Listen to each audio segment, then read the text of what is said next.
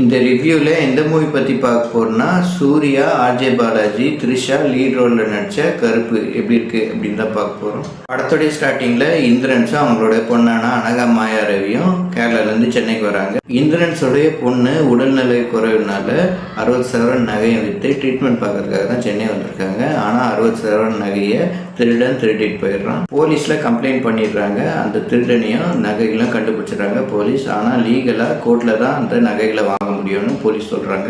RJ Balaji அட்வொகேட்டாக இருக்காரு. இந்த case அவர்கிட்ட வருது. காசுக்காக இப்போ முடிச்சலாம் அப்போ முடிச்சலான்னு அழக்கடிச்சிட்டே இருக்காரு. அதுக்கப்புறம் தான் தெரிய வருது கோர்ட்டும் ஜட்ஜுமே அவர் கண்ட்ரோலில் தான் இருக்காங்கன்னு. இந்திரன்ஸ் கருப்புசாமி கிட்டே வேண்டுறாரு. அதனால கருப்புசாமி நேரில் வர்றாரு. அவர் தான் சூர்யா. அதுக்கப்புறம் என்னாச்சு, அதுக்கப்புறம் வந்த டிப்ஷன் இருந்தால் என்ன அப்படின்ட்டு தான் படத்துடைய மீதி கதை. சூர்யா ஆக்டிங்கும் ஸ்க்ரீன் ப்ரெசன்ஸும் பக்கபலமாக இருக்குது இந்த படத்துக்கு. இது ஏன் இல்லை ஏன் கோர்ட் இனிமேல் எதுவும் பண்ண முடியாது அப்படின்னு சொல்கிற அந்த மூமெண்ட்லேயும், கம்பீரமாக அருவா எடுத்துகிட்டு வர அந்த மூமெண்ட்லேயும், அவர் வர ஒரு ஃபைட் சீன்லேயும் அதகளை பற்றிருக்காருன்னு சொல்லலாம். ஆர்ஜே பாலாஜி பேபி கண்ணன்ற கேரக்டரில் வில்லனாக நடிச்சிருக்காரு. சூர்யாவோட கான்ஃப்ளிக்ட் சீன் ஆகட்டும், செகண்ட் ஹாஃபில் வர கோர்ட் சீனில் வர செயலாகட்டும்னு ரொம்ப நல்லாவே பண்ணியிருக்காரு. த்ரிஷா அட்வொகேட்டாக நடிச்சிருக்காங்க. அவங்க கேரக்டர் பெருசாக இல்லை. கருப்புசாமி என்ன வேணும்னு கேட்கும்போது லிஸ்ட் அவுட்டாக பெரிய டைலாக்காக சொல்லிட்டே போகிறாங்க. இந்த டைலாக்கை பார்க்கும்போது மூக்குத்தி அம்மன் சீன் தான் நமக்கு ஞாபகம் வருது. நடராஜ் ஜட்ஜாக நடிச்சிருக்காரு. செகண்ட் ஹாஃபில் பதட்டமாக பேசுகிற மூமெண்ட்டில் கடவுள்னு தெரிஞ்சு எதுக்கிறதுக்கு கரணா இல்லை நிழல்கள் ரவி அப்படின்னு சொல்கிற அந்த மூமெண்ட்டில் ரொம்ப நல்லாவே ஸ்கோர் பண்ணியிருக்காரு. இந்திரன்ஸ் அனகா மாயா ரவி கேரக்டர் மூலிமா தான் இமோஷ்னலாக ஒர்க் ஆகுது.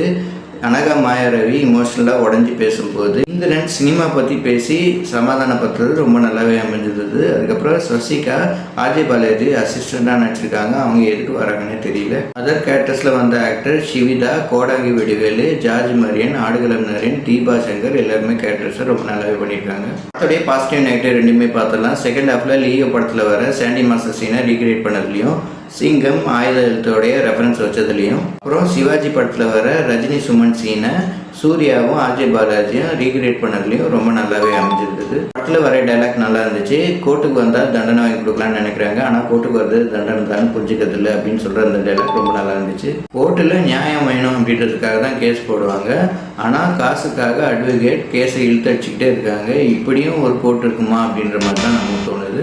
படத்தை பார்க்கும்போது liar God Almighty, oh my God, அரையன் 305 கடவுள், காந்தாரா இந்த படத்துடைய ரிசம்பிள்ஸும் வந்தபோது சினிமோட்டோகிராஃபர் ஜி.கே. விஷ்ணு, அதுக்கப்புறம் விஎஃப்எக்ஸ் டீம் அவங்க பங்கு சிறப்பாக பண்ணியிருக்காங்க.